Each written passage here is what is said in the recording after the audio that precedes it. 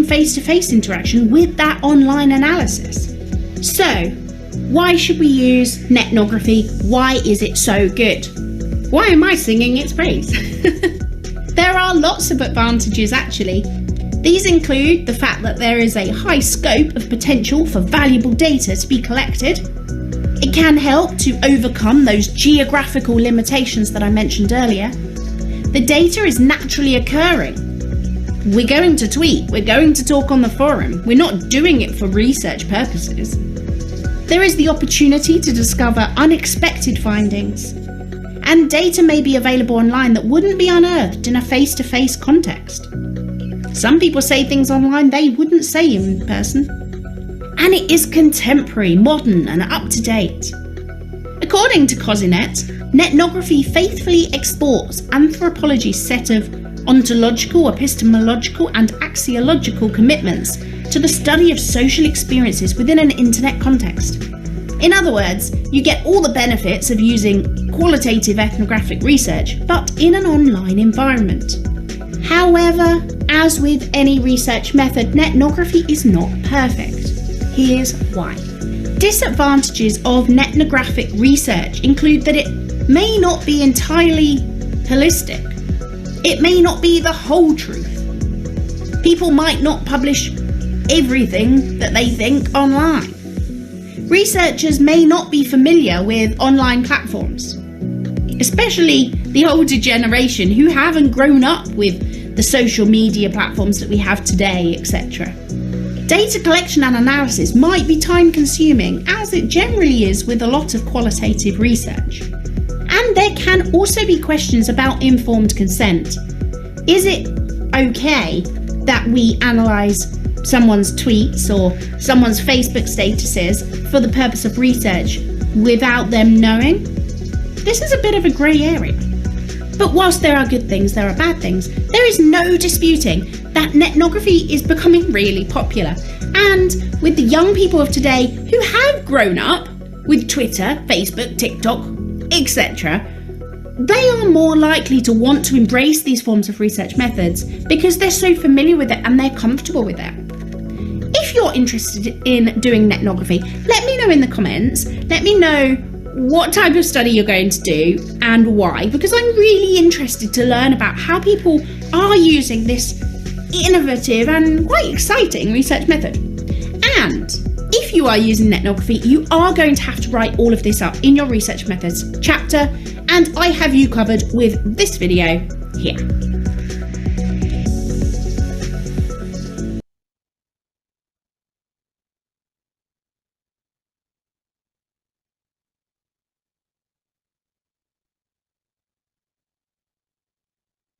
Oke, tadi Bapak Ibu sudah melihat lagi ya mengenai advantage and disadvantage of netnography ya. Kalau tadi dari video tadi apa yang bisa Bapak Ibu ambil?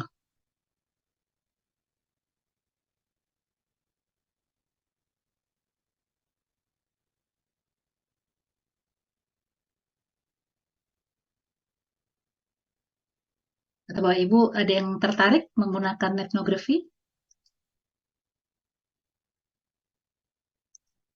Baik Bu Hera, kalau saya Eski gitu, kalau saya pribadi saya sangat tertarik menggunakan metode ini gitu ya Bu, karena selama ini gitu sebelum kami mungkin mengetahui tentang metode ini gitu, banyak researcher atau peneliti yang menganggap bahwa data dari sosial media terutama itu tidak bisa dijadikan data yang valid gitu. Itu satu perdebatan yang bisa saya temuin gitu dengan beberapa peneliti yang mohon maaf mungkin belum mengetahui metode ini gitu. Jadi ini cukup menarik. Cuman mungkin kalau untuk saya masih bingung bagaimana bisa karena ini mungkin karena metodenya kualitatif ya Bu ya, dan ini masih cukup baru gitu.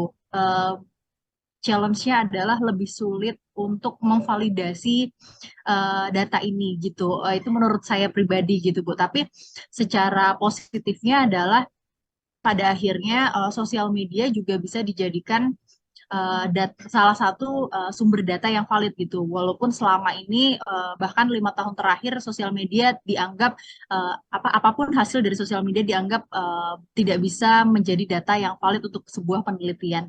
Itu sih menurut saya Bu Hera. Oke, terima kasih Bu.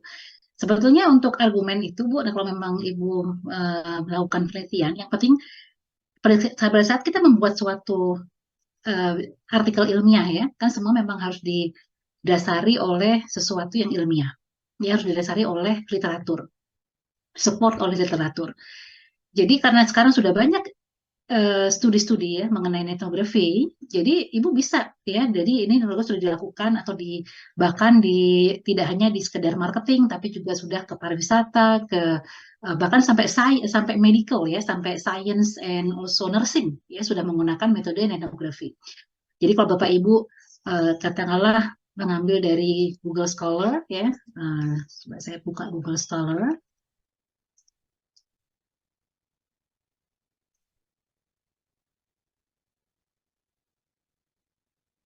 Ya, karena sudah banyak studi yang dilakukan ya di etnografi ini. Jadi bukan sesuatu hal yang tidak mungkin lagi ya di apa namanya apa dipertanyakan gitu ya, bahwa oh ini nggak bisa nih penelitian menggunakan sosial media ya, karena sudah banyak sekali penelitian yang mengenai terkait dengan sosial media. Oke, ini saya lihat ya ke Bapak Ibu ya. Oke, kita lihat aja dengan membuka Google Scholar ya. Saya hanya mengetik kata etnografi saja ya, etnografi ya, dalam waktu 0,05 detik ya, 21.300 hasil ya, apa namanya, yang terkait mengenai penelitian di bidang etnografi. Google Scholar ini dia khusus ya, khusus untuk penelitian ya, untuk research. Jadi Bapak Ibu bisa melihat di sini ya, ini Handbook of Qualitative Research Method ya, etnografi, lalu Review and Analysis of Literature on Ethnography Research ya, bahkan di sini sudah ada review ya, analisa mengenai, jadi ini literatur review mengenai ethnography research ya, lalu Evolution of Ethnography in Tourism, a systematic review, the field behind the screen ya, using ethnography for marketing research. Lalu di sini juga etnografi ya, untuk memahami mengenai consumer research investigation of cyberculture. Nah, ini untuk study culture and communities online. Lalu ini applying ethnography to market research ya. Nah, ini a guide for accounting researcher ya. Nah, ini ethnography in tourism studies ya. Dulu ada dari apa namanya, Mokono ya. Ethnography in tourism beyond Web 2.0, sampai wine tourism ya, wine tourism menggunakan ethnography study. Lalu di sini juga kita lihat, nah ini ethnography the essential guide to qualitative social media research. Nah ini Ibu, ini sebagai salah satu untuk memvalidasi bahwa memang etnografi ini memang sudah valid ya, karena ini tahun 2019 ya oleh Robert Kozinet, bahwa etnografi merupakan kualitatif social media research ya. Bahkan sampai di food ya, food industry ya, food in touristic entertainment ya, menggunakan etnografi. Lalu tribal advertising ya, marketers secret weapon.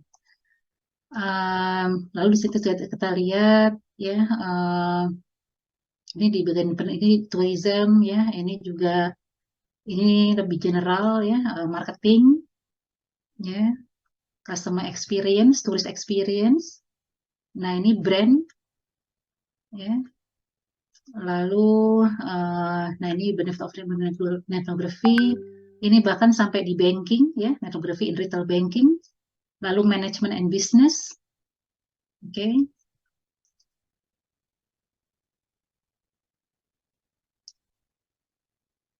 Oke, nah ini metodenya ya, the method of ethnography, ini bahkan sudah apa namanya, ini bukunya ya, buku mengenai Sage Internet Research Method. Oke, lalu nah ini untuk mempelajari intercultural wedding ya, cross culture.